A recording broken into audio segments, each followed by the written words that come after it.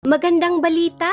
Bukas na ang application para maging assistant language teachers dito sa Japan through the JET program. Ihanda mo na ang iyong mga documents at huwag kakalimutang ipasa ang mga ito bago ang deadline. Sa programang ito, walang age limit at hindi kailangang education graduate. Oo, you can apply kahit anumang kurso ang natapos mo. Hindi rin kailangang marunong mag-Nihongo. Pero of course, mas mabuti na alam mo ang lengguwahe nila dito. Wala ring placement fee dito, plus free training pa sa Tokyo. Sa lahat ng dispatch companies, agencies, and programs, JET program din ang may pinakamataas na sweldo.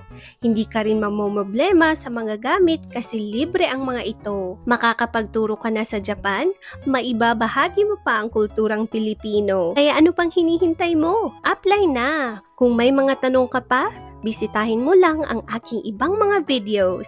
Ja, mata ne!